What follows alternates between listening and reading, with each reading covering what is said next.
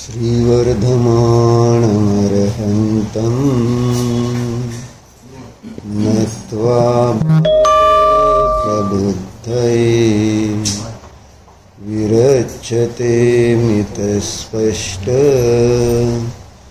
संदर्भन्यायदीपिकाम्. न्यायशास्त्राचं अध्ययन का केलं पाहिजे काल सांगितलं ना तुम्हाला. त्रिवर्गाच्या प्राप्तीसाठी त्रिवर्गाचं सेवन करा.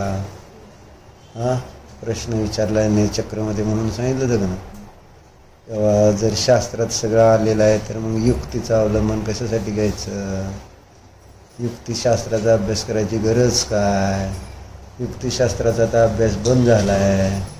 कोणाला त्याच्यामध्ये इंटरेस्ट राहत नाही, कारण ह्याच्यामध्ये परमताचं खंडन मंडन आहे. आपल्याला काय परमताचं इथं कोणाचं खंडन करायचं आहे, म्हणून आम्ही ह्या न्यायशास्त्राचा अभ्यास करायचा. हे अप्रयोजनभूत एकतर न्यास शास्त्राभ्यासच अप्रयोजनभूत भासित होते. म्हणून तुमच्या लक्षात. आणि ऐकायचं कसं सांगितलं होतं, संस्कार राहिले पाहिजे, त्यावेळेस आपल्याला पुढच्या लब्धी होतील. आणि त्यानंतर पुढं आपल्याला काय होईल, सम्यदर्शन प्राप्त होण्याची संभावना आहे. मग म्हणजे देशना लब्धीमध्ये गेला तर त्याच्या पुढं तुम्हाला प्रायोगिक लब्धीत जाता येईल. कारण प्रायोगिक लब्धीमध्ये तुम्हाला चिंतन करावं लागेल, जे ऐकलं आहे वाचलं आहे ते. आणि मग प्रायोगिक लब्धीतनं परत पुढं करण लब्धीत जाणार. कशासाठी. करण लब्धीमध्ये काय करायचं असतं. काय चेष्टा लावली लागा तुम्ही माझी. सम्यदर्शन करायला करण लब्धीत. करण लब्धीत काय केलं जातं.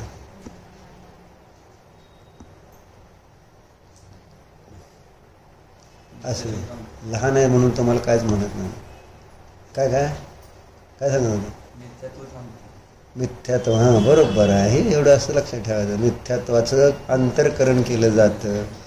मिथ्यात्व कर्माचे जे उदय निषेक उदयात येत असते त्यांना उदयाला न येऊ देण्यासारखं करायचं.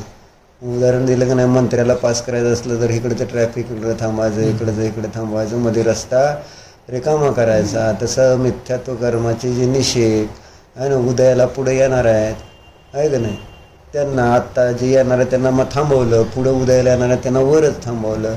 आणि मध्ये एक गॅप तयार केला, म्हणजे असा विशिष्ट काळ तयार केला की ज्या काळामध्ये मिथ्यात्व कर्माचा उदय येणार नाही. आणि तो नाही आला तर मग आपल्याला आत्म्याचं अनुभव करता येतो. कारण मिथ्यात्वाच्या उदयसहित आत्म्याची अनुभूती होत नाही आहे ना. असं ते मिथ्यात्वाचे तीव्र संस्कार असतात आहे ना. आपण आत्ता जे मिथ्या भाव पोटे भाव करतो, परद्रव्यामध्ये एकत्व ममत्व विपरीत मान्यता तत्वासंबंधी जी आपली दिसून येते, देवशास्त्र गुरु काय ज्या संबंधी विपरीत, मुख्यतेने सात तत्वासंबंधी विपरीत मान्यता, जीवाला जीव, आश्रवाला सुखकारक आहे ना, असंवराला दुःखकारक वगैरे. अशा पद्धतीनं आपण मोक्षाला स्वरूप जाणत नाही. आणि मग अशा तत्वाच्या विपरीत मान्यतेमुळं विपरीत मान्यतेचे जे संस्कार आहेत त्यामुळे आपण बांधतो मिथ्यात्व नावाचं कर्म बांधलं. जसा एक संबंध आहे. कर्म नावाची एक वस्तू आहे ना, तीच मला तुम्हाला सिद्ध करून दाखवायची. ती कर्म नावाची वस्तू असते आणि ज्याचं त्या ठिकाणी काय होतं मग बंद होत असतो. म्हणून काल आपण त्या समयसारची पण गाथा ज्यावन विधी संतरण बघितलं नाही. समजलं नाही समजल्यावरून विषय झाला होता ना. आता काल समजलं म्हणून तुम्हाला सांगितलं. समजलं कशाला म्हणायचं, ज्यावेळेस आपण त्याच्यामध्ये आहे ना प्रवृत्ती करतो ना. आश्रव आणि आत्म्याचं सांगितलं का नाही काल, अंतर वगैरे काहीच लक्षात नाही तुमच्या. 69, 70, 71, 72 4 गाथा सांगितलं ना. ते समज सगळं मी सांगायचं, तुम्ही होय म्हणा. माझं बरोबर आहे ना सगळं. सर मास्तर असल्याने म्हणते ती बरोबर आहे. हा तुम्ही ते काल सांगा. चुकलं तर सांगा मध्ये आधी कुठं काय.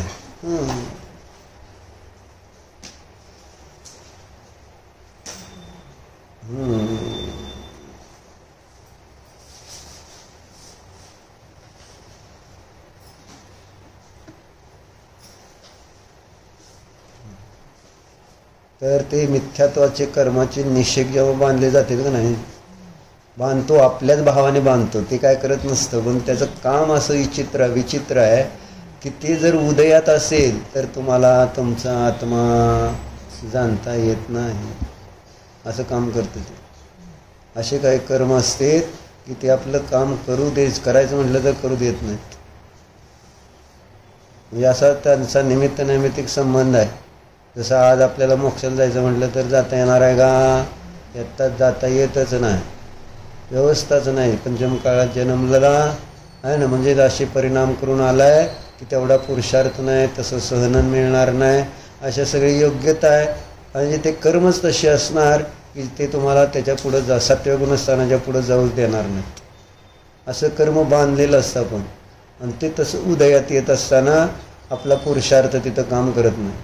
तसं मिथ्यात्व कर्माचा उदय असल्यानंतर तुम्ही किती पुरुषार्थ केला, स्वभावाला जाणायचा, ध्यान करायचा, तर तुम्हाला ध्यान करता येणार नाही.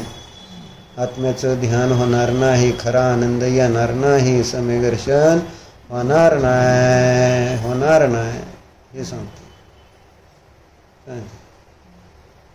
वाचा तिथं काय लिहिलंय. मिलन बोल मागचं खालचं कॅलेंडर घे आणि वाच त्यावर काय लिहिलं. सम्यक दर्शन काय आहे, किती दुर्लभ आहे, वाच. संसार में सम्यक दर्शन ही दुर्लभ है. सम्यक दर्शन ही ज्ञान व चारित्र का बीज है. सम्यक दर्शन ही उत्तम पद है, उत्कृष्ट ज्योति है, श्रेष्ठ तप है, इष्ट पदार्थों की सिद्धि है, परम मनोरथ है, अतीन्द्रिय सुख है, कल्याणों की परंपरा है. सम्यक दर्शन के बिना सर्व ज्ञान मिथ्या चारित्र और तप बाल तप कहलाता है. शुद्ध जीव का साक्षात अनुभव होना वही यथार्थ सम्यक दर्शन है. लाटी संहिता नावाचा एक ग्रंथ आहे श्रावकाचार, त्याच्यामध्ये आलं शुद्ध आत्म्याचा अनुभव करणं सम्यक दर्शन असं लिहिलं का नाही. आणि ते शुद्ध आत्म्याचा अनुभव कसा होणार, कसा होणार.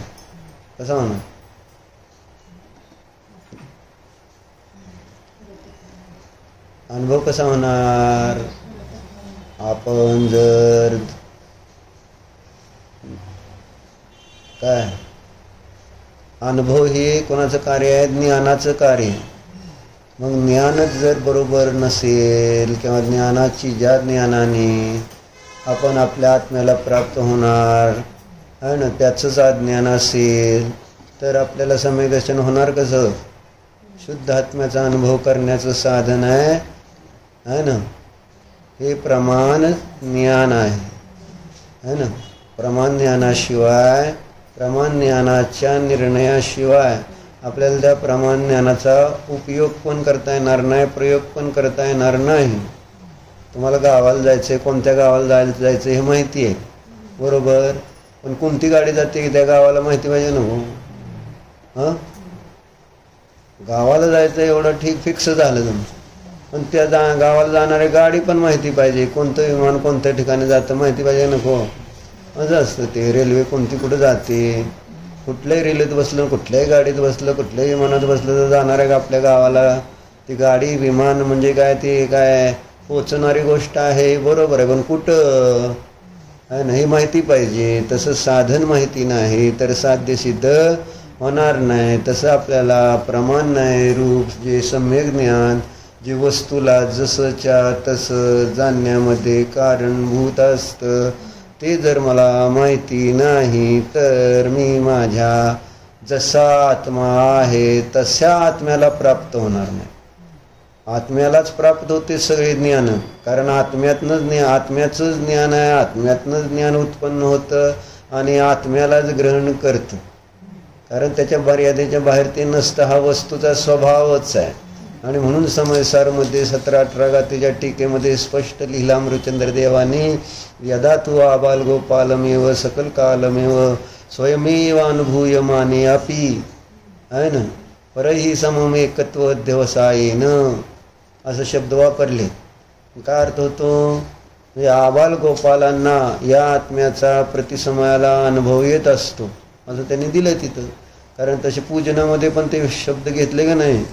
अरे आबाल गोपाल है ना, सुलभ सबको. हां, हे सगळ्या आबाल गोपालांना या आत्म्याचा अनुभव सुलभ आहे. कारण तो आत्माच ज्ञान स्वरूप आहे आणि ते ज्ञानाला ज्ञान जसं तिथं कुत्र जेव्हा हाड चघळतं आणि काय होतं तेव्हा त्याची टाळू फाटते, ते शुष्क असतं हाड ते, आणि त्याची टाळू फाटते, ते चावताना तुकडा झाल्या ते हाड टोचतं या टाळू, त्यातनं रक्त येतं, कोणाच्या कुत्र्याच्याच त्या टाळूतनं रक्त येतं, आणि त्या कुत्र्याला काय वाटतं, कशात नाही ते वाटतं कुत्र्याला, तुला कसं काय माहिती भानगड काय, कुत्र्याचा काय भ्रम झालाय, त्या हाडामध्ये रक्ताचा अंश तर आहे का, रक्ताचा अंश सुद्धा नाही आहे, त्या रक्ताचा स्वाद कोणाचा येतोय, त्याच्याच मान्यता काय, ही आपली अनादिकालीन संसारातली मान्यता आहे. जो काही आनंद येतो तो कोणाचा येतो,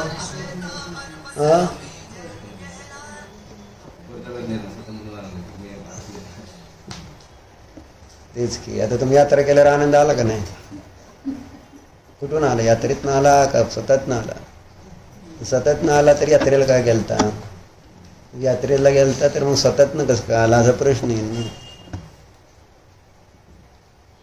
ही तर श्रद्धा व्यवस्थित बनत नाही. किती जरी झालं तर त्या कुत्र्यासारखंच आपलं काम होत आहे, ते बाहेरूनच येतंय बाहेरूनच येतंय बाहेरूनच येतंय असंच वाटतंय ना.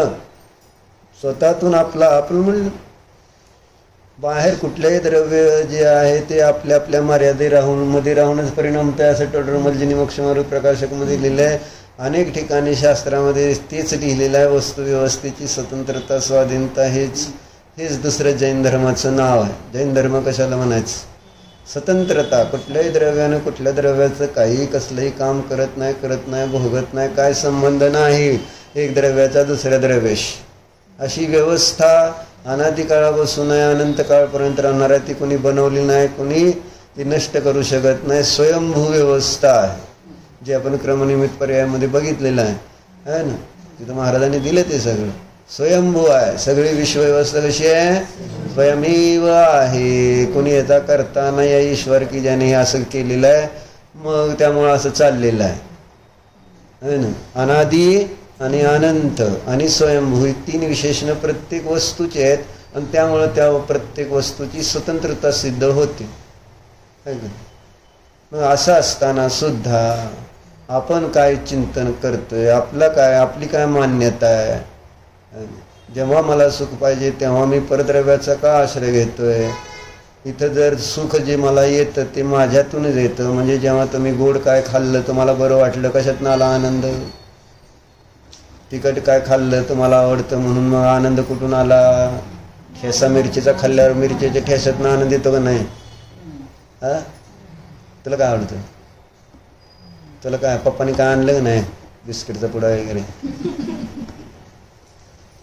काय आणलं का नाही. त्याला एवढं दुकानात प्रामाणिकपणे काम केलं राव त्यांनी 8 दिवस. तुझी कमतरता जाणून दिली नाही. हे तू नसता आला तिकडे दीक्षा घेतलीस तरी चाललंस तसं सांगायचं. हे तुझ्या वाचून काय राहत नाही एवढं तुला कळलं का. दुकानदारी थांबली का पप्पा वाचून, आहे ना. तू जाता काय राहिले, असं आहे. सगळं काम चालतं, कोणा वाचून काहीही थांबत नाही. हे आपण पाहतोय. दीपक कळलं का नाही, हे कळायला पाहिजे ना आपल्याला. यात्रेला गेलो जेव्हा त्यास कळलं पाहिजे की चाललं दुकान. माझ्याशिवाय सुद्धा नातेपुतीमध्ये काय सगळे आहे ना औषध पाण्याशिवाय मेले का, मिळालं त्यांना औषध पाणी. त्यांची योग्य त्यानुसार आयुकर्मानुसार सगळे जे काय जसं आहे सगळं मिळत गेलं.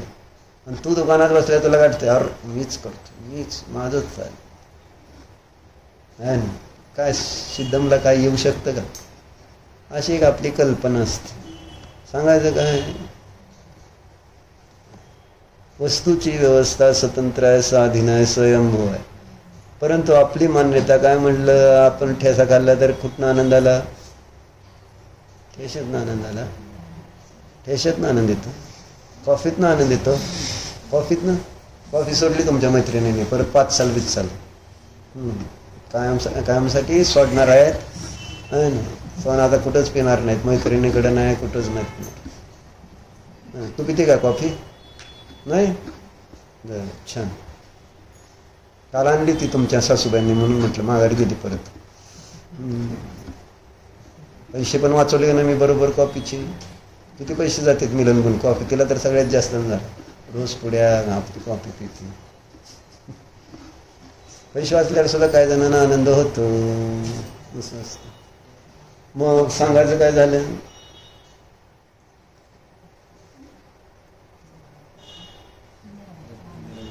कुत्र हाड चघळता आनंद, आपलं रक्त त्याच्या टाळूतनं त्याचा स्वाद त्याला येतो. तसं जे काही मला दुःख सुख अनुभवायला येतं ते सगळं मला माझ्यातूनच येतं, माझ्या बाहेर नाही. काय कारण तसं होत नाही ना, व्यवस्था नाही आहे तशी. म्हणून इथं कशासाठी सांगत होतं की ज्ञान जे आहे ते ज्ञान प्रत्येक क्षणाला आपल्या आत्म्याला जाणतच उत्पन्न होतं आणि आत्म्याला जाणतच नष्ट होतं. त्याच्या बाहेर नसतंच ना. प्रति समयाला आपण स्वाद घेतो, तो भोग घेतो. तो कशाचा, आपल्याच ज्ञानाचा भोग घेतो खरं तर, है ना. पराचा भोग घेण्याची योग्यता आपल्यामध्ये नाहीच. पराला भोगण्यासाठी प्रत्येक द्रव्य नपुंसक आहे म्हणून सांगितलेलं. दुसऱ्या द्रव्याला आम्ही भोगूच शकत नाही अशी व्यवस्थाच नाही आहे. म्हणजे आपलं ज्ञान आपण कोणाला भोगलं, आपण जे काही विषय भोग पंख्याचं वारं घेऊ, नाही तर कोणाला भोगतो आपण, आपल्या ज्ञानाचं वारं आपल्याला लागतं खरं तर. पण आपल्याला वाटते ते वारं मला मिळालं म्हणजे छान वाटतंय. म्हणजे ही सगळी कल्पना सांगायचं. म्हणून तिथं अमृतचंद्र आचार्यांनी लिहिलं की बाबा आबाल गोपाल आदी, म्हणजे लहान बालकापासून म्हातारापर्यंत सगळ्यांना काय आपल्या ज्ञानाची, आपल्या भगवान आत्म्याची अनुभूती प्रति समयाला होत असते. निगोदी असू दे नाहीतर सिद्ध असू दे, कुणी असू दे, सगळ्याला अनुभूती आपल्या आत्म्याचीच होत असते. काय जसं आरशात आलेलं प्रतिबिंब हे कोणाचं असतं, आरशात आलेलं प्रतिबिंब कोणाचं असतं, आरशासमोर उभारल्यावर कोणाचं असतं, सिद्धम शरीराचं. कोणाचं असतं ते, ध्रुव माझं. तसं तर कोणाचं आहे, कोणाचं असतं दीपक, कोणाचं असतं सांगा, तुम्हाला जे सांगायचं असतं. बरोबर, आरशाचंच आहे ते. परिणमला आरसाच परिणमलेला आहे त्या रूपाने, त्या प्रतिबिंब रूपाने, आहे ना. तुम्ही नाही परिणमलेला, तुम्ही तुमच्यात असता, आरसा आरशात असतो. जसं आरशासमोर जर अग्नी ठेवला आहे ना, मग त्याच्यात आरशामध्ये अग्नीचं प्रतिबिंब येतं का नाही. आरसा गरम ठेवला, आरशाला जर हात लावला त्याच्यावर काय आपण दूध तापायला ठेवलं आरशातल्या अग्नीवर, तर तापतं का नाही, नाही. म्हणजे अग्नी जो बाहेरचा आहे तो बाहेर आहे. आरशात दिसणारा अग्नी तो कोणाचा आहे, आरशाने धारण केलेला तो आपला आकार आहे. तो बाहेरच्या वस्तूचा व्यवहाराने म्हटला. वास्तविक पाहता परिणमलं कोण, त्या रूपाने आरसा परिणमलेला आहे ना. तुम्ही त्या रूपाने झाले, आरसा रूपाने. जे काही त्या आरशासमोर वस्तू असते ती वस्तू त्या आरशा रूपाने परिणमत नाही. हे पक्का आहे का नाही. तसं सांगायचं. जसं आरसा स्वयं परिणमला प्रतिबिंब रूपाने, बाहेरची वस्तू निमित्त असते, तसं इथं आपल्यामध्ये जे ज्ञान आणि आपल्यामध्ये जे सुख दिसून येतं त्या रूपाने परिणमलं कोण, आणि आपला आत्माच त्या रूपाने परिणमलेला आहे. परद्रव्य कोणतेही आपल्या आत्मरूपाने परिणमलेले नाहीत आणि आपण पण कोणत्याही परद्रव्य रूपाने परिणमलेलो नसतो. अर्थात समोरच्या वस्तुरूप नाही, समोरची वस्तू आरशा रूपाने नाही. दोन्ही आपापल्यामध्ये राहून आपापलं परिणमन करत असतात. ही वस्तू व्यवस्था आहे.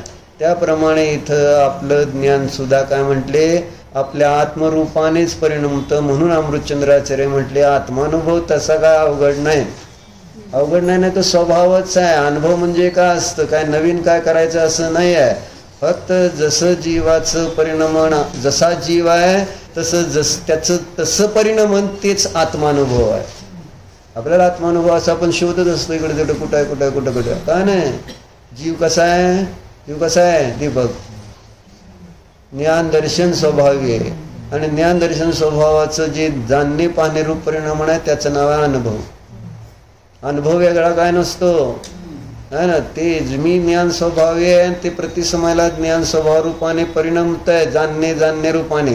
आणि त्या जाणणे रूपाने परिणमण्याचंच नाव आहे अनुभव. पण तो अनुभव आपण ज्ञान रूपाने न करता आपण कोणत्या रूपाने करत असतो? जाणण्याचा अनुभव जाणणे रूपाने, ज्ञानाचा अनुभव ज्ञान रूपाने करत असतो का कधी? त्या ज्ञानामध्ये आलेली वस्तू, कारण ज्ञानाचं स्वरूप कसं आहे? ज्ञान कसं आहे? स्वपर प्रकाशेन, जसं आरशात प्रतिबिंब येते ना, तसं ज्ञानाचं पण स्वरूप कसं आहे? जेव्हा ते परिणमतं त्यावेळेस ते स्वला जाणत परालाही जाणत असतं. त्याच्यामध्ये ते सगळे जगातले पदार्थ प्रतिबिंबित होत असतात, जाणले जात असतात. ज्ञानात जाणण्याचा स्वभाव आहे आणि पदार्थांमध्ये कोणता स्वभाव आहे? जाणले जाण्याचा.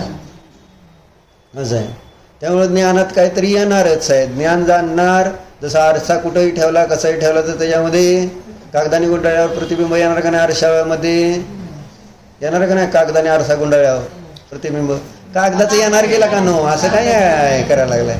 ज्ञान गेल्यागत म्हणायचं ना. ज्या कागदाने त्याला गुंडाळलं त्या कागदाचं प्रतिबिंब येतं का नाही आरशात?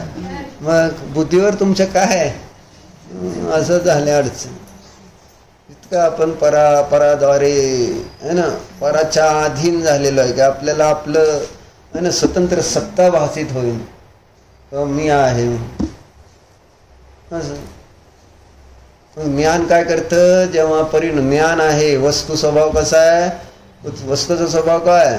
कायम राहून परिणमणे हा वस्तूचा स्वभाव. म्हणजे त्याचं शास्त्रीय भाषेत काय म्हणते त्याला? कायम राहून परिणमण्याला काय? थांबा काय त्याला सांगू दे. त्याला हँग झाले ते सध्या रात्री 2ला आल्यामुळं, आणि सगळे दुकानातलं टेन्शन काय काय केलं सिद्धम नको नष्ट. बरोबर केलं का? व्यवस्थित सगळं केलंय ना. आता दुकानदारी सोडायला हरकत नाही असं मला वाटतं. काय म्हणायचं शास्त्रीय भाषेत अभिजित? कायम राहून परिणमलेला काय म्हणला? काय म्हणायचं? उत्पादवे द्रव्य. काय तुम्हाला एवढं कळत नाही का? परिणमन म्हणजे उत्पादवे आणि कायम राहणे म्हणजे ध्रुव. हा सिद्धांत आहे. उत्पादवे द्रव्यक्तम सद्द्रव्य लक्षणम. हे एवढं लक्षात ठेवा राव. जैन झालाय ना, एवढं जरी तुम्हाला कळलं का नाही तरी सुद्धा तुम्हाला पुढच्या जन्मात नाही, ह्या जन्मात नाही झालं जर पुढच्या जन्मात तर होईल का? ह्या जन्मात आणि आज आणि आत्ताच व्हावं अशी आमची भावना आहे. ह्याच्यासाठी जे सगळं शिकायचं शिकवलंय महाराजांनी, हे लिहिलंय. या जन्मात आज आणि आत्ता ध्यान करून आपल्या आत्म्याचं कल्याण करून घ्या.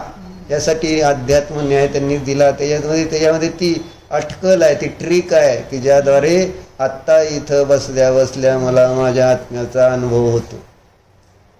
महाराजांना असं उदारीचा धंदा नाही. उद्या या परवा या नंतर सांगतो, असं करा तसं करा, हे सोडा ते करा, हे अभ्यास करा, असलं महाराज कधीच म्हटले नाही. कोणताही जीव मनुष्याला त्यांच्याजवळ जिज्ञासेने बसला की महाराज त्यांना काही विचारलं काय तर लगेच महाराज त्याला वस्तूची व्यवस्था सांगणार. साद्रव्य सातत्व, सामान्य रूपाने माहिती, वस्तू व्यवस्थेची स्वतंत्रता, आणि मग तिथं बसल्या त्याला अनुभव घेऊनच बाहेर काढणार. नंतर त्याचं ते ज्ञान परत विस्मरण होऊ दे, नाहीतर का ते माझं काम झालं.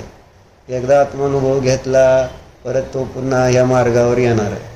म्हणून लगेच त्याला आपल्या पक्षात घ्यायचा आला की, कारण हा सम्यक दर्शनाचा असा पक्ष आहे की ती परत बाहेर गेला तर त्याच पक्षात त्याला माघारी यावं लागतं, फिरून तिथंच येणार. अशी सम्यक दर्शनाची ताकद आहे. कुठेही जगामध्ये फिरू दे, पुन्हा त्या ठिकाणी अर्धपुद्गल परावर्तनाच्या आत ते सम्यक दर्शन पुन्हा त्याच्या पक्षात आणल्याशिवाय, म्हणजे आत्म्याच्या पक्षात आणल्याशिवाय राहत नाही. म्हणून महाराज पहिल्यांदा सम्यक दर्शन कर म्हणायचे. आणि वर्तमानात अशी अवस्था आहे की सगळेजण तुम्हाला सम्यक दर्शन जर होतंय मानलं, तुम्ही मला झाले म्हटला तर ते सम्यक दर्शन काढून घ्यायला बसलेले आहेत, नाहीतर होतच नाही म्हणून सांगायला बसलेले आहेत. एक वीरसागर महाराजाची अशी आणि माताची सांगितली तेव्हा तुम्ही आज आणि आत्ता इथं सम्यदर्शन होतं म्हणून प्रसिद्ध झाले सगळीकडे सोलापूरवाले सगळे सम्यदृष्टी आहेत म्हणून. कारण महाराज सोलापूरला राहिले होते जास्त त्यावेळेस, त्यांच्या दीक्षेच्या काळात 4-5 वर्ष महाराज शेवटी तिथं सोलापूरला. आणि ते सांगण्याची सिस्टीमच अशी आहे की कोणता साधा जीव सुद्धा कॉन्फिडन्सनं सांगू शकतो हो मला आत्मानुभव झालाय. आणि इथं सगळा समयसार कर्मयोग सगळे अभ्यास करून सगळे कर्मकांड जीवकांड धवला अभ्यास केला तरी आत्मानुभवाचं नाव नाही. माहिती आहे का अशी परिस्थिती आज ही तीच परिस्थिती. कुठं महाराजांकडे गेले तर महाराज म्हणले तुम्हाला चारित्र्य नाही, संयम नाही, व्रत नाही, नियम नाही, काय नाही, तुम्हाला सम्यदर्शन विदर्शन काय नसतं. तुम्ही आपला आहार दान द्यायचं, दान द्यायचे पैसे, पूजा अर्चा करायची, वायावृत्त करायचं, एवढंच तुमचं काम आहे. सम्यदर्शन सोडा, तुम्हाला आता आमची सेवा करा, पुढं कधीतरी होईल. महाराज म्हणायचे असं, महाराज काय म्हणायचे आत्ता सम्यक दर्शन हेच साधूचं वयावृत्ताचं लक्षण आहे. जो जीव साधूच्या वयावृत्त करतो आणि सम्यक दर्शन प्राप्त जर करणार नाही तर त्याने वयावृत्तच केलं नाही. डॉक्टर लक्षात घ्यायचं, तुम्ही किती आहार द्या आणि किती हातपाय दाबा नाही तर डोकं दाबा, त्याला ना काय होणार. प्रबोधनसारमध्ये दिले की जो कोणी श्रावक वयावृत्त आदीच्या निमित्तात साधूच्या संपर्कात येतो तर त्याला त्या ठिकाणी सम्यक दर्शनाची प्राप्ती होते. आणि जर तिथं जाऊन सम्यक दर्शन होत नसेल तर कुठेतरी प्रॉब्लेम शोधावा लागेल. तुमच्यात शोधा, वयावृत्तामध्ये शोधा, नाही तर साधूमध्ये कुठंतरी एका ठिकाणी या तिन्ही मधला फॉल्ट असणार. बरोबर आहे का? मग ते तुम्ही शोधला पाहिजे. साधूत असला तर साधूत असेल, वयावृत्त करण्यात असेल तर तिथं असेल, नाही तर तुमच्यामध्ये असेल. तपासावं लागेल आपल्याला. म्हणजे साधूच्या संयोगात जाणं म्हणजे सम्यक दर्शन, सम्यक दर्शनाच्या प्राप्तीसाठी. म्हणून महाराज कुणाला कधी सम्यक्त्वाशिवाय असं कधीच म्हणले नाही हे तुला होत नाही, तू कॉफी पितोय तुला सम्यक दर्शन होत नाही असं महाराज म्हणणार नाही आहे ना. त्यांना त्याच्याशी घेणं, तुम्ही काय करताय याच्याशी फार कधी त्यांनी विकल्पच केला नाही. तुम्ही मनुष्य आहात, संज्ञी पंचेंद्रिय आहात, तुम्हाला समजून घेण्याची पात्रता आहे. तुम्ही आलाय माझ्याजवळ, तुमची पात्रता आली. त्यांनी अशी पात्रता तयार करत बसले नाहीत. साधूच्या सानिध्यात, देवाच्या सानिध्यात, शास्त्राच्या सानिध्यात गेला पात्र जीवच जाऊ शकतो. वर्तमान पंचम काळामध्ये पात्र जीवच तिथपर्यंत पोचू शकते. पात्रता झाली, तू माझ्याजवळ आला, पात्रता झाली, तुझ्याजवळ शुभभाव आले, परिणामाची विशुद्धी आहे, तर इथपर्यंत पोचलाय. आता बस, आता इथं अडकू नको, पुढं चल. लगेच त्याला ती आता आहे ना, गरम आहे लोहा, तुम्हार जो हातोडा. महाराज लगेच तिथं त्या जीवाच्या त्या विशुद्धीचा लाभ त्यालाच देत होते. तू हे बघ आत्ता झाली, तू आता तुझा आता शुभात अशुभात तर नाही आहे तुझे परिणाम. तू साधूच्या संयोगात आलाय आहे ना, म्हणजे तुझे भाव शुभ आहेत. आता शुभ वेगळं करायचं म्हणून सांगायचं नाही. शुभ आहे आता, शुभाशिवाय इथं काय अशुभ सुटलेला आहे, शुभात आलाय, आता पुढं चल आहे ना. आणि लगेच त्याला ती कला, बाबा तुझा आत्मा काय हे, तुझं त्याला जाणण्याचा उपाय काय असं सांगून पटकन बस, डोळे झाक आणि स्वतःला जाण, हा मी ध्रुव शुद्ध चिदानंद आत्मा आहे. लगेच झालं. इतकं सरळ साधं सोपं सांगायचं. आत्ता आनंद. आणि ही कला त्यांना ह्या न्यायात सापडली. म्हणजे त्यांना भिसीकर गुरुजी पण ते ज्यांनी भिसीकर गुरुजी नाही, पंडितजी होते सोलापूरला. म्हणजे जे बाहुबलीला भिसीकर गुरुजी होते त्यांचे सख्खे भाऊच होते. त्यांनी पण असं न्याय, त्यांच्याकडनं सगळे न्यायग्रंथ शिकत होते आणि त्यांच्याकडे ही दृष्टी होती, अध्यात्मदृष्टी न्यायग्रंथांमधली सुद्धा. त्यांनी थोडी म्हणजे त्यांनी त्यांच्याकडनं शिकताना ही दिली दृष्टी. आणि महाराजांनी त्याचा अजून विशेष त्या ठिकाणी अभ्यास, चिंतन, मनन करून सहजतेने सगळ्यापर्यंत ते पोहोच. ही आहे इम्पॉर्टन्स या न्यायग्रंथ. तर काय सांगत उत्पाद वे हा द्रव्याचा ध्रुव स्वभाव आहे असं सांगितलं नाही. उत्पाद वे द्रव्य तिथपर्यंत आलो नव्हतं आपण. ते मी लक्षात ठेवायचं का तुम्ही असू दे, माझ्याच लक्षात राहिलं पाहिजे, कारण मीच विसरतो. तुमचं काय, तुम्ही ठेवलं काय नाही ठेवलं काय, तुम्हाला काय फरक पडतं का?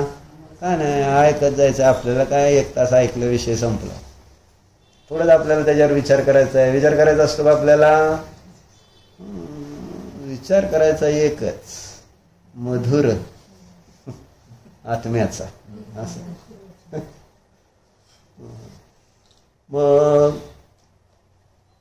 काय सांगत होतो, परिणमन हा वस्तूचा स्वभाव, ध्रुव राहून परिणमन. मग मी आत्मा वस्तू आहे, वस्तू आहे म्हणजे ध्रुव आहे, ध्रुव आहे म्हटल्यानंतर त्याचं परिणमन प्रतिसमयाला होणार आहे, उत्पाद वेळ म्हणजे परिणमन होणार, परिणमन होते म्हटल्यानंतर ते परिणमन काय स्वभावानुसारच होणार आहे, आणि ते स्वभावानुसार परिणमनच आत्मानुभव आहे.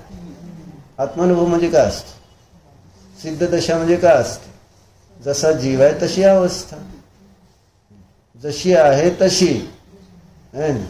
म्हणजे त्याच्यामध्ये कोणाचं निमित्ताचं अवलंबन घेऊन परिणमन नाही, कर्माचं परद्रव्याचं वगैरे, जे स्वभाव आहे त्यानुसार त्या ठिकाणी परिणाम. मग ज्ञान स्वभावी आत्मा आहे, त्या ज्ञान स्वभावाचं परिणमन ज्ञान रूपाने होतं. मग ते ज्ञान रूपाने ज्ञान स्वभावाचं परिणमन हा काय झाला, शुद्धात्मानुभव झाला. म्हणून अमृतचंद्राचार्य म्हटले की सगळ्यांना शुद्धात्मानुभव चालूच आहे, परंतु हा परंतु मध्ये येतो. आणि जेव्हा ज्ञान परिणमतंय त्यावेळेस काय झालं, ज्ञान स्वभावी आत्मा जेव्हा परिणमला तो ज्ञान रूपानेच, बरोबर आहे का नाही, त्याच्यामध्ये दुसरं नाही. कुत्र हाड चगळताना परिणमलं, ते रक्त कुठून आलं, त्या कुत्र्याच्या आहे ना ताळूत न चालेलं, तसं परिणमलं ज्ञान रूपानेच, बरोबर. परंतु त्याच वेळेस काय झाले, त्याच वेळेस असा एक निमित्त नैमित्तिक संबंध आहे, त्यानुसार त्याच वेळेस त्या ज्ञानामध्ये काय योग्यता ज्ञानाची अशी प्रतिफलंती, आणि त्याच्यामध्ये पदार्थ जाणला जातो. आणि हा पदार्थ जेव्हा जाणला जातो तेव्हा काय दिसतं याला, आणि ते पदार्थ जे जाणतो ते कशामुळे कसं जाणतो आपण, सगळे इंद्रियाचं अवलंबन घेऊन. आणि इंद्रियांचं अवलंबन घेतल्यावर आपल्याला कोणते पदार्थ जाणीवेत येतात, मूर्तिक पदार्थ सगळे जाणीव. आणि त्यावेळेस आपल्याला आत्मा ज्ञान रूप न वाटता कोणत्या रूपाने वाटतो, मी दीपक आहे, हे दीपकचं शरीर म्हणजेच मी आहे का नाही. म्हणजे जे ज्ञानात तुमच्या झळकतं जेव्हा वस्तू आहे ना, त्यावेळेस तुमचं ज्ञान त्या वस्तूला जाणत असताना त्या वस्तू रूपानेच अनुभवलं जात.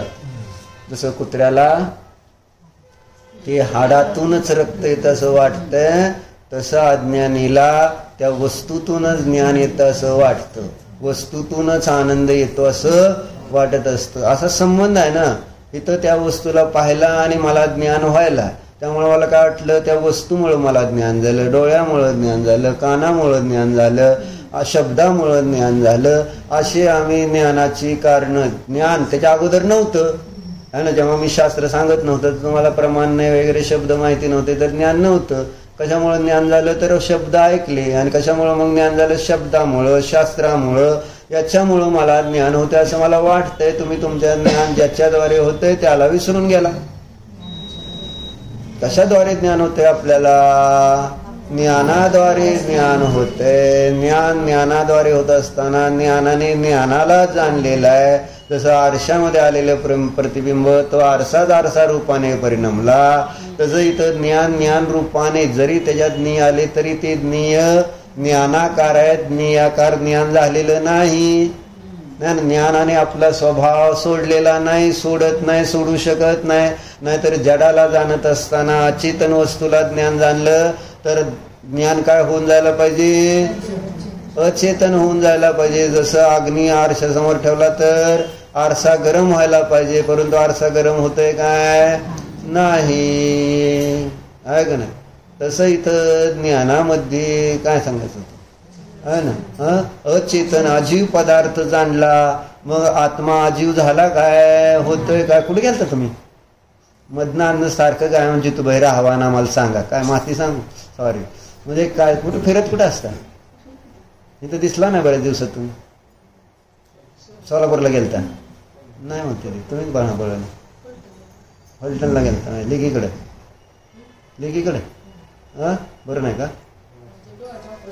नाही का, मग त्याला इकडे बोलवायचं. म्हणून सुट्टीच होती आता मुलांना शाळेची, होय का. बरं झालं का, आता फिरून झाले का नाही, आता जायचं सोलापूरला परत. काय म्हणते ती? बरं, आर्यन सुद्धा. तर काय सांगायचं होतं? काय सांगतो? अजीव वस्तूला ज्ञान जाणताना ज्ञान अजीव होतंय का? शरीराला ज्ञान जाणतं तर ज्ञान शरीर रूप होतं का? होत नाही रो, हे मला सांगायचं. आणि हेच तुम्हाला कळणार त्या रूप झालेलं नाही आहे. ते जे काही शरीर आहे ते ज्ञान रूप झालं नाही, ज्ञान शरीर रूप झालं नाही. शरीर रूप राहिले, ज्ञान रूप राहिले. दोन्ही एकमेक रूपाने झालेला नाही आहे. आणि तरी सुद्धा आहे ना, म्हणून पुढचं वाक्य आचार्य अमृतचंद्राच्याने काढलेलं, ही जेव्हा ज्ञान जाणते त्यावेळेस तिथं काय होतं? परैही समम एकत्व अध्यवसायेन, पराबरोबर एकत्वाचा अध्यवसाय करतो. आणि त्यामुळं त्याला त्या ज्ञानाची अनुभूती ज्ञानाची न वाटता ती वस्तूची अनुभूती वाटते. आणि म्हणून मग त्या वस्तूच्या पाठीमागे लागतो. कुठं काय झालं? म्हणजे पराबरोबर असं एकत्व केलं, जे जाणलं आहे ना. ते म्हणून म्हटलं, ते जसं माया महल होता का ना ते दुर्योधनाला, ज्याच्यामध्ये तिथूनच महाभारत सुरू झालं, माया महल म्हणून. बरोबर आहे का ना? माया महल तयार केला होता एक पांडवांनी. त्याच्यामध्ये दुर्योधन आला आणि मग असा चालताना तिथं ते पाणी होतं, त्या पाण्यावर रांगोळी काढली होती, ती फरशीसारखी दिसत होती. आणि त्याला फरशा वाटलं, त्याच्यात पडल्यानंतर द्रौपदीला काय उद्योग नाही, हास्ती अंधे का पुत्र अंधामन, असं काय मर्मावर अजून परत घाव, असं काय तरी बायका अशा कुचकट बोलणार कुठंतरी. त्याचं फळ किती महाभारत मोठं बघावं लागलं. बळलं काय गपची बसावं का नाही, काय गरज होती का बोलायची ते ना. त्याच्यामुळे किती दुःख बघावलं. एवढ्या एका शब्दावर सगळं किती मोठा खेळ झाला. तिथं वस्त्रहरण झालं, सगळं हे सगळं त्याच्यामुळे झालं. केवळ एवढं बोलली तर. म्हणून बोलताना गोड बोलावं हे मी मला सांगत असतो. माझ्याकडनं पण कटुवचन बोलले जाते, पण काय चुकतंय काय? आज महाराजांचं आज तेच वाचलं, बोलायचं नाही, बोललं तर प्रिय बोला. काय उगाच असलं काहीतरी बोलताय. काल परवा वाचलं, चांगलं बोललं तर काय बिघडतं काय? आपल्याला भजन पण माहिती आहे नाही, सोनू तू माझ्याशी गोड बोल, गोड बोल आहे म्हणजे भजनात आलेलं आहे. असं ऐकलं का भजन? ती लक्षात पण आहे ना. पुढची ओळी पण सांगतील तुम्ही. मला एवढंच येते गोड बोल गोड बोल आहे ना. पण पुढचं काय रे ध्रुव? नाही सांगणार नाही. बरं झाल्यावर शास्त्र सांग. म्हणजे सांगायचं काय होतं? सांगायचं का आभाग? हा म्हणजे ज्ञेय जे असतं आपण ज्ञानाने ज्ञेय इंद्रियाच्या अवलंबनाने जाणतो. इंद्रिय जड पदार्थाला जाणत आहे. आणि त्या जड पदार्थाला जाणताना मला काय वाटतं, मी म्हणजे ते म्हणजे आपल्या ज्ञानाची सत्ता नष्ट करून टाकतो. ज्ञानाची सत्ता नष्ट म्हणजे आत्म्याची सत्ता नष्ट. म्हणून ज्ञानाच्या मुख्यतेने आत्म्याची सिद्धी केलेली.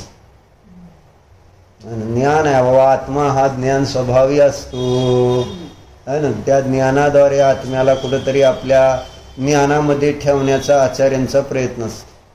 आणि न्यायग्रंथ तर साक्षात तेच.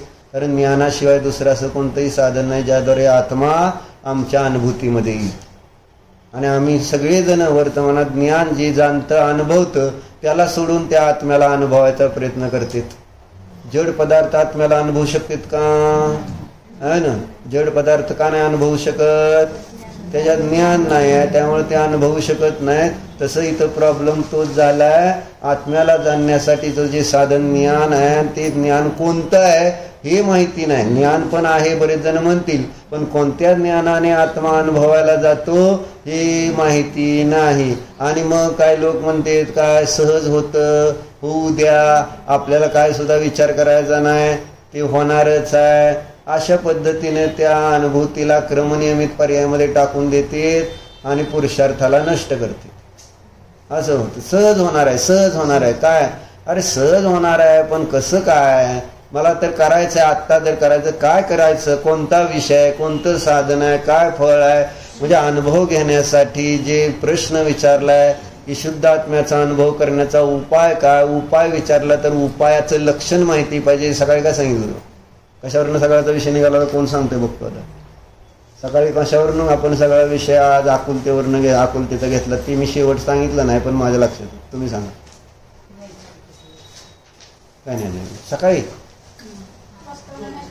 हो काढली की ती सुखाच्या अपेक्षेने सांगतो. पण तो विषय कशावरून निघाला आपला नियमसारवरनं? हा सुंदरतेच्या लक्षणावरून. बरोबर तुमच्या लक्षात. कारण आपली सुरुवात बरोबर आहे. तुम्हाला माहित असतं कुठून सुरुवात झाली. तेवढे 4 शब्द लिहिले. परत माहित आहे पुढे काय वेगळं सांगणार आहे ते. तेवढे 4 शब्द बरोबर तेवढं सांगायचे आपण बस. आणि फायदा झाला ना तुम्हाला लिहिल्यामुळं. या सुंदरतेचं लक्षण का हा प्रश्न विचारला. सुंदर कशाला म्हणायचं? जीवाला सुंदर म्हटलेलं आहे का म्हटलेलं आहे हा प्रश्न विचारला होता सकाळी.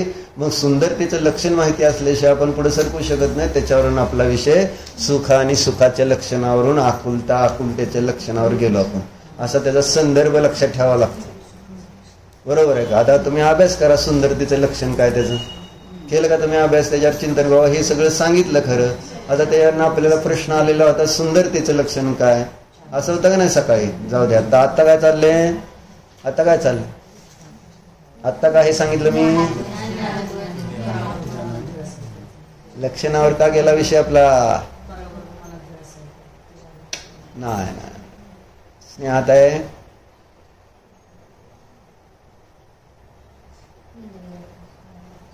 माहित आहे शुद्धात्मानुभव घेण करण्याचा उपाय काय? उपाय म्हटल्यानंतर त्यांनी काय विचारले? साधन विचारले. साधन विचारलंय तर साधनाचं नाव सांगा आणि साधनाचं लक्षण करा. ज्याद्वारे आत्मा अनुभवात येणार आहे त्याचं नाव सांगावं लागेल ना. की या साधनाद्वारे आत्मा अनुभूतीत येतो. त्याचं नावच कोणाला माहिती नाही. त्याचं लक्षण करणार नाही. त्याची परीक्षा करणार नाही तर त्याचा प्रयोग कसा होणार आणि तो शुद्धात्मा अनुभव होणार कुठून? लक्षात येतंय काय म्हणतो मी? शुद्धात्मा अनुभव म्हणून तुम्हाला एक पॅरेग्राफ वाचून दाखवतो. यातलं सगळ्यांना मी नेहमी पहिल्यांदा न्यायदीपिका शिकवायला लागलो की हा पॅरेग्राफ वाचतोच. ह्याची शोध लागला होता मला 1996 साली. जेव्हा भोपाळला न्यायदीपिका शिबिर ठेवलं होतं. पंडितजी होते हेमचंदजी. त्यांनी तिथे एक मोठं शिबिर ठेवलं होतं. मी कधी सांगत नव्हतो. मग अम्माने मला शिकवून न्यायदीपिका थोडीशी पाठवलं होतं. मग तिथं बसल्या बसल्या आळंदकर प्रवचन करत होते. माझा नंबर नंतर होता बहुतेक किंवा काय. मग माझ्याजवळ न्यायदीपिका होती. मी असा चाळत बसलो न्यायदीपिका. तर मला हा पॅरेग्राफ सापडला आणि त्याच्यानंतर मी तिथं वाचून दाखवलं. आणि त्यावेळेसपासून कळलं की न्याय काय म्हणजे ह्याच्यात काय की जेणेकरून हे वाचलं पाहिजे. वाचू का? 5 नंबर विचारा की.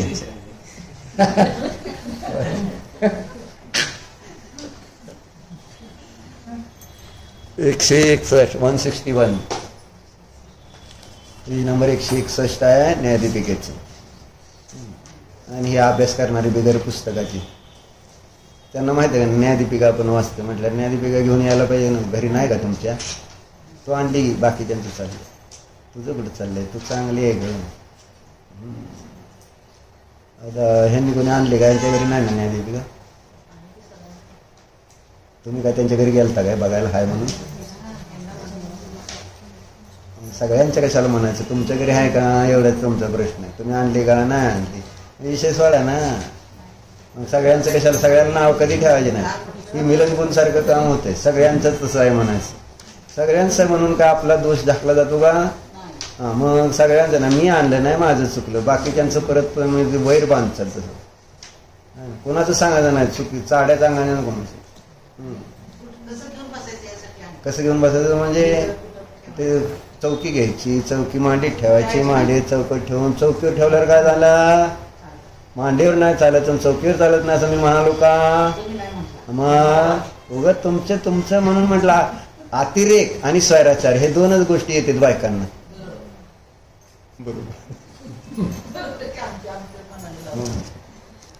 मग इथं 161 पानावर बघा काय असं तुम्हाला वाचून दाखवलंय. टेन्शन काय घेतलं? येतो वाचतो की अजून आहे 5-10 मिनिटं. आणि ही एक पॅरेग्राफ मी हिंगोलीला घेतला तर त्यावेळेस 1999 साली. किती 8 दिवस लागले ते. मग तुम्हाला आता 1 मिनिटात समजून सांगू काय? मोकळं करू.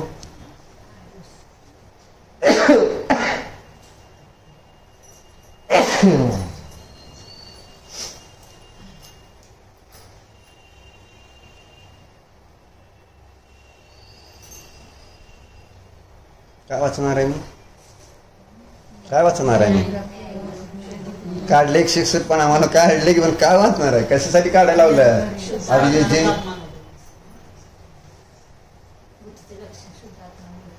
हँग होते माणूस लगेच असं का काढले काय नाही थोडं इकडे तिकडे न्यायचं बघा लगेच माणसं विसरून जातील की काय चाललं कशासाठी काढलं तर कोण काय सांगत होतो मी आत्मानुभव करण्याचा उपाय आहे ना हे इथं सांगितलेलं आहे. लोक काय करतात आणि वास्तविक आता काय केलं पाहिजे म्हणून न्याय का वाचला पाहिजे हे याच्यात सिद्धम सांगणार. सगळ्यात इम्पॉर्टंट पॅरेग्राफ आज हे शेवटचं लेक्चर आपलं. नंतर आता पुढे जेव्हा आल्यानंतर काय उद्या काय लेक्चर नाही म्हणजे शास्त्र उद्या काय दुपारी व्हायचं नाही. हा हा हा घालवलं बघा ह्यांनी जावा लवकर याचा अर्थ जावा होतो. लवकर याचा अर्थ काय झाला तुम्ही आता जावा पण लवकर या आत्ता जावा. वाचू का आता बघा खाली बहुत से लोग शब्द आहे का बहुत से लोग परमानंद का विषय साधन ज्ञान पर्याय और उसका फल तीनों को जानते ही नहीं है. कळलं काय आता मी काय विस्तार करत नाही आता याचा सामान्य वाचतो तुम्हाला परत नंतर आपण याच्यावर विशेष चर्चा नंतर करू.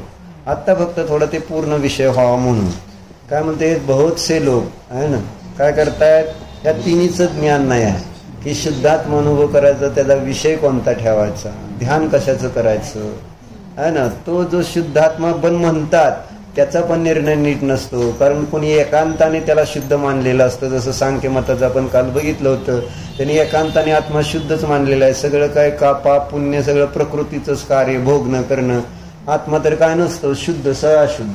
म्हणून शुद्धात्म्याचं ध्यान करा म्हणून अन्य दार्शनिक पण वर्तमानात हिंदू असो मुस्लिम असो नाही तर ख्रिश्चन असो नाही तर अजून कोणी असो ते सगळेजण एकच सांगतात बौद्ध वगैरे ध्यान आत्म्याचं शुद्ध आत्म्याचं करायचं राग द्वेष मोहरहित आत्म्याचं ध्यान करायचं आहे ना. परंतु तो आत्मा आधी फिक्स आपल्याकडे इतकी व्यवस्थित आहे ना म्हणून एक अभिमान वाटतो आपल्या जैन धर्मामध्ये सांगितलेल्या तत्वाचा आणि एक त्याला अभिमान कळतो का नाही. तो अभिमान वाटतो की इतकं सुंदर आणि व्यवस्थित फक्त हेच कसं काय असू शकतं. वाचन केल्यावर त्याची महिमा येणार आहे. हिऱ्याची पारखीलाच होणार ना त्याला पारख नाही त्याला काय मोर हिरा काय दगड काय दोन्ही समानच असते असं. म्हणून काय झालं अनेक लोक असे त्याच्यामध्ये आपण पूर्वी असेच होतो आपल्याला दुसऱ्यासाठी नाही आपल्यासाठी वाचायचे. आपली अवस्था अशीच होती की आपल्याला ध्यानाचा विषय माहिती नव्हतं. ध्यानाचं जे साधन कोण लिहिलं तिथं काय लिहिलंय ज्ञान पर्यायाला कोणी साधन मानलंच नाही. कोणी काय करतंय बाहेरचे व्रत संयम नियम तप आदी ते काय करण्यामध्येच धर्म त्याद्वारेच आत्मा प्राप्त होईल म्हणून वेगवेगळ्या प्रकारची तप करतात. बरोबर आहे का. अशा पद्धतीने ज्ञान पर्याय हे कोणाला माहिती नाही आणि कोणी श्रद्धा करा म्हणतं कोणी आचरण करा म्हणतं कोणी शुभ करा म्हणतं कोणी पूजा करा म्हणतं कोणी दान द्या म्हणतं अशा प्रकारे स्वाध्याय करा म्हणतात असे वेगवेगळे सांगते. टू द पॉइंट पाहिजे बीटिंग अराउंड द बुश चालणार नाही. कळतं का एक म्हण आहे इंग्लिश मधली बीटिंग अराउंड द बुश कळतं का नाही तुम्हाला काय अर्थ होतं तर सांग सिद्धम. हा मुद्द्याची गाठ घाला मुद्द्याची आहे का नाही. मुद्दा सोडायचा आणि बाकी इकडे तिकडे फिरण्यात काय अर्थ आहे. तसं आज मला वेळ थोडा काम करायचंय भरपूर तर मग मला मुद्दा काय तो सांगा मूळ मुद्दा. तो मग आता मी आलोय तुमच्याजवळ ज्याच्यासाठी कशासाठी मला माझ्या आत्म्याचा अनुभव घ्यायचा म्हणूनच आलोय. तुम्ही उगाच टाइमपास करू नका हे करून ते करू नये कसं तसं बरं. म्हणून सांगितलं बऱ्याच जणांना विषय माहिती नाही. साधन म्हणजे ही ज्ञानाची पर्याय असते ही माहिती नाही आणि त्यात पुन्हा ज्ञानाची पर्याय कोणती कारण ज्ञान पर्याय पण अनेक प्रकारचे तुम्हाला अजून त्याचा अभ्यास नाही. प्रमाण नाही प्रत्यक्ष परोक्ष प्रमाण प्रमाणाभास अशा प्रकारच्या ज्ञान पर्याय त्यातली कोणती ज्ञान पर्याय मला आत्म्याचं ध्यान करण्यासाठी उपयोगी आहे. कुठलंही ज्ञान म्हटलं ना कुठली गाडी का आपल्याला आत्म्यापर्यंत येणार नाही आहे ना आपल्या गावापर्यंत येणार नाही. तसं जे ज्ञान आत्म्यापर्यंत नेऊ शकतं त्या ज्ञानाची माहिती पाहिजे. जे ज्ञान आपल्या आत्म्यापर्यंत नेऊ शकत नाही त्या ज्ञानाची पण माहिती पाहिजे आपल्याला. कारण जेव्हा एडिसननं का कोणी ते बल्बचा शोध लावल्यावर त्याच्या अगोदर त्याने 100 प्रयोग केले होते माहित आहे ना. त्याला म्हटले का नाही 99 तुझे प्रयोग बेकार केले का नाही म्हटले या 99 प्रयोगाने बल्ब तयार होत नाही असं त्यांनी सांगितलं. हे मला चांगलं कळलं उलट वाया काय गेलं नाही म्हटलं. तसं इथं आपल्याला कशाने आत्मानुभव, कोणत्या ज्ञानाने ध्यान होत नाही आत्मानुभव होत नाही, आणि कोणत्या ज्ञानाने ध्यान होतं म्हणजे आत्मानुभव होतं, हे दोन्हीच ज्ञान आपल्याला पाहिजे. पण माहितीच नाही ज्ञान साधन आहे म्हणून. प्रत्येक जण आपापल्या बुद्धीनं त्या आत्म्याला प्राप्त करण्याचे प्रयत्न करता आहेत. साधकतम साधन माहिती नाही, सुनिश्चित आत्मा त्याद्वारे जाणलाच जाणार हे त्या ठिकाणी माहिती नसताना काय घडतं बघा. साधन ज्ञान पर्याय उसका फल है ना, तीनों को जानते ही नहीं है ना. आत्म्याला अनुभवल्यानंतर अतींद्रिय आनंदाची प्राप्ती होते हे पण माहिती नाही. सकाळी आपण बघितलं याच्यावर मग. आणि फळ काय, खरं फळ काय असतं ज्याच्यामध्ये आकुलता नसते, असा आनंदच खरा आनंद आहे. पण ह्या आनंदाला कोण ओळखतंय, ओळखत नाही, म्हणून तिने लिहिलं इथं. मला वाटेल फळाला कोण जाणत नाही, तसं कसं फळाला नाही म्हणजे खऱ्या आनंदाला जाणत नाही असा त्याचा अर्थ होतो. म्हणून बहुतसे लोक काय सांगितले, परमानंद परमानंदाचा विषय साधन ज्ञान पर्यायाने उत्तर उसका फल तीनों को जानते ही नहीं है. कोई लोग, आता बघा काही जन परमानंद का विषय एकत्व विभक्त निज ध्रुव चिदानंद आत्मा है ऐसा जानते हैं, लेकिन उस विषय के शुद्ध ध्यान का यानी शुद्ध यथार्थ अनुभव का यानी प्रामाण्य सहित प्रत्यक्ष ज्ञान पर्याय छद्मोस्तों के लिए आपाचमती ज्ञान आपाच श्रुत ज्ञान हे 7 नंबरच्या चार्ट अपेक्षा नहीं. श्रुत ज्ञान और सर्वज्ञों के लिए आदो केवल ज्ञान पर्याय का यह वह का यह साधन ठीक ठीक नहीं जानते हैं. काय साधन आहे आत्म्याला जाणण्याचं, आणि प्रत्यक्ष प्रमाण ज्ञान पर्याय हे आत्म्याला अनुभवण्याचं साधन आहे. बरोबर आहे का. ह्याचं ज्ञान नाही आहे. इसलिए काय म्हटले बघा, आता पुढे काय दिलं, काही लोकांना एवढं तर माहित आहे, समयसार वाचल्यामुळे काय माहिती होते डॉक्टर, आणि एक आपला एकत्व विभक्त आत्माच ध्यानाचा विषय माहित झाला म्हणून काम होत नाही. त्या विषयाला प्राप्त होणं महत्वाचं आहे. आणि मग त्याची प्राप्ती कशामुळे होणार आहे, साधनाद्वारे होणार. पण साधनाचं ज्ञान नाही, नुसतं त्या विषयाची गप्पा किती गोडवे किती घाले, समयसार डॉक्टर घेऊन नाचला काय फरक पडणार नाही. म्हणून समयसार के साथ अन्याय हो रहा है वर्तमान में, असं झालं. समयसार के साथ न्याय म्हणून पंडितजीने ह्याच्यात एक सुरुवातीला प्रस्तावनेमध्ये दिलेलं पण होतं का, समयसारच्या प्रस्तावनेमध्ये आहे आपल्या मनोलालजी पंडितजींनी दिलेलं होतं. समयसार बरोबर न्याय पाहिजे, कारण वस्तू कशी आहे, सामान्य विशेषात्मक आहे, गुणपर्यायात्मक आहे ना. सामान्य गुणमान आत्मा आहे आणि पर्याय ती प्रत्येक समयाला असणारी. मग असा समयसार आहे द्रव्य आणि न्याय आहे पर्याय, असं जर ते दोन्हीचं व्यवस्थित मेळ बसला तर कार्य सिद्ध होईल. नुसतं द्रव्य द्रव्य द्रव्य द्रव्य शुद्ध द्रव्य म्हणल्यावर आणि पर्याय कुठं घेतलीच नाही तर त्या शुद्ध द्रव्याचं कार्य अनुभव होणार कसं, पर्याय सोडून अनुभव करणार कोण, असे सगळे अडचण. म्हणून म्हटले काय, परमानंदाचा विषय माहिती आहे, पण त्या परमानंदाच्या विषयाला जाणण्याचं जे ज्ञान पर्याय साधन आहे प्रत्यक्ष प्रमाण ते माहिती नाही. मग ते माहिती नसताना काय करतात बघा, ते इसलिए वे ऐसा प्रश्न करते हैं डॉक्टर.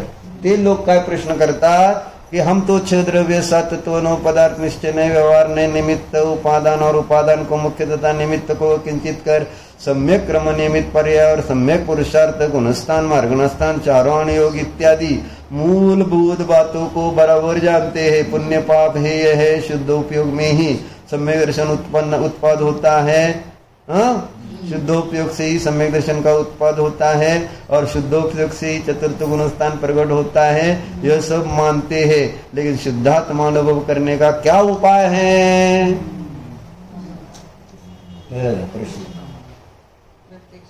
सगळं माहिती आहे ना. उपाय काय हा प्रश्न त्यांना झालेला आहे. अजून सध्या जो प्रश्न तसाच राहिलेला, उपायच माहिती नाही आणि कोण सांगणारच नाही भेटला, अडचण ही झाली.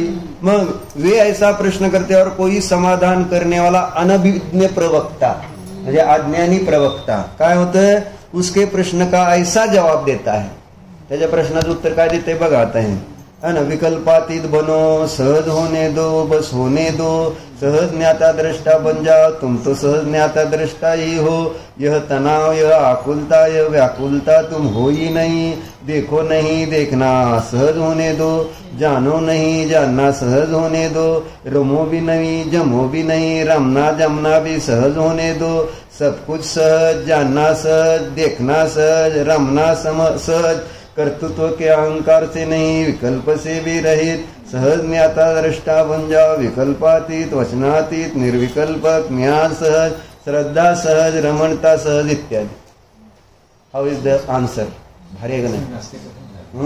का आस्ती पण दिलंय की सहज होणे तो आस्तीची का दिले की त्याच्यात त्यांनी सांगितलं. हे उत्तर बरोबर आहे का चुकीचं आहे? कशावरनं चुकीचं आहे? का चुकीचं आहे याचं कारण द्यावं लागेल. उगाच आपलं चुकीचं म्हणायचं म्हणून चुकीचं म्हणून चालतंय काय?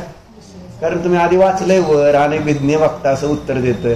पण आता हे अनभिज्ञ नसतं दिलं, तुम्हाला अनुभवाचा उपाय म्हणून हे जर सांगितलं, तुम्ही ह्याच्या प्रेमात पडचाल मध्ये का किती छान दिलंय उत्तर म्हणून, है ना?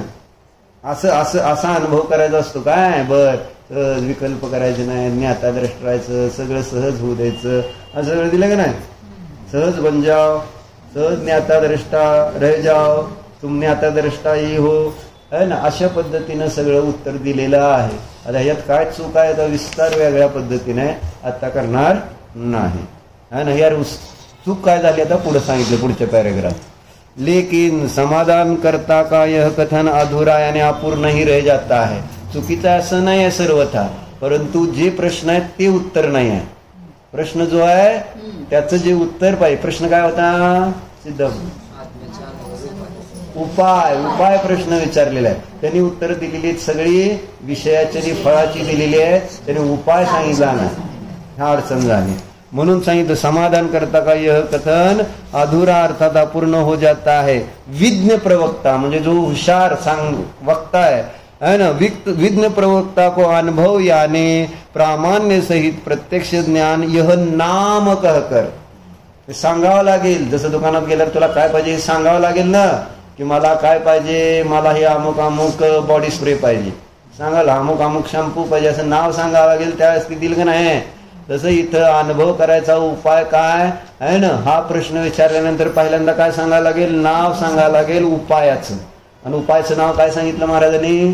प्रत्यक्ष प्रामाण्य सहित ज्ञान पर्याय, हे नाव सांगितलं. ऐकलं का इथं? है ना? अनुभव याने है ना, प्रत्यक्ष प्रामाण्य सहित प्रत्यक्ष ज्ञान यह नाम कहकर प्रत्यक्ष ज्ञान और परोक्ष ज्ञान की पद्धतियों के लक्षण समझाकर उनमें से पांच मति ज्ञान और पांच श्रुति ज्ञान के द्वारा एकत्व विभक्त निज ध्रुवात्मा को जानने का शिष्य को संकेत करना चाहिए. उसके प्रामाण्य का निर्णय कैसे किया जाता है यह भी समझा देना चाहिए. इसलिए अप्रमाण और बन के नाम अभिधान किए हैं. आगे इसके लक्षण भी कथन करेंगे और यथावसर परीक्षा भी हो जाएगी. यह सार इथं आता आम्ही नाव सांगितलं म्हणजे प्रमाण नाही का सांगायचं. नाव सांगितलं, पहिल्यांदा नाव सांगावं लागेल. कशासाठी? आत्म्याचा अनुभव जर करायचा आहे तर कशाच्या द्वारे तर ही प्रत्यक्ष प्रमाण ज्ञान पर्याय. मग त्याचं स्वरूप त्याला पुन्हा पुढे म्हटलं ना, त्याचं लक्षण करावं लागेल, त्याची परीक्षा करावं लागेल. मग त्या प्रत्यक्ष प्रमाण ज्ञान पर्यायाचा प्रयोग आपण ध्यानाला बसून आत्म्याला जाणण्यासाठी करतो तर आपल्याला सम्यक दर्शन होतं, अतींद्रिय आनंद मिळतो. असं आहे. आणि हे कोणाला हे कोण ही ह्याच्याबद्दल अज्ञान असल्यामुळं काही जरी म्हटलं ना ते बीटिंग अराउंड द बुश होत. तुम्ही किती शास्त्राभ्यास करा, किती व्रतादीचं पालन करा, किती दान करा, पूजन करा, है ना, कार्यसिद्धी होत नाही. ही अन्यथानुपत्ती. प्रत्यक्ष प्रमाण मती श्रुत ज्ञान पर्यायाचा प्रयोग निजध्रुव शुद्ध आत्म्याला जाणण्यासाठी करणार तर त्याचद्वारे अतींद्रिय आनंदाचा आत्म्याचा अनुभव येणार. हे सांगता यायला पाहिजे जेव्हा शुद्ध. कारण सगळ्याला तोच प्रश्न राहतो. जर शास्त्राभ्यास केल्यानंतरचा लास्ट प्रश्न आहे की आता अनुभव कसा करायचा. आणि त्यांचं सगळ्यांचं म्हणणं आहे की तुम्ही आम्हाला करून द्या, कारण इथं आम्हाला काय जमत नाही धर्ममार्गात, है ना. बाकी सगळं संसारात जमतं, पण धर्मामध्ये म्हटलं तुम्हीच सगळं करा की, है ना. सगळं लाटणं कोणाच्या गळ्यात घालायचं, है ना. गुरु देव यांच्याकडे तुम्हीच करा, आम्ही काय, आम्ही नुसतं बसतो. तर सांगायचं काय तात्पर्य? का न्याय शिकायचा, का प्रमाण न्यायाचं वर्णन केलेलं आहे तर तो उपाय आहे, साधन आहे. कशाचं? शुद्ध आत्म्याला अनुभवण्याचं, सम्यक दर्शन प्राप्त करण्याचं, अतींद्रिय आनंद रूपी फळाला भोगण्याचं. किती इम्पॉर्टन्स कळलं का तुम्हाला? किती कळलं माहिती नाही, पण थोडं तरी कळेल. ह्या वेळेला फास्ट सांगितलं, पण महात्म्य समजलं पाहिजे. ओम नमः.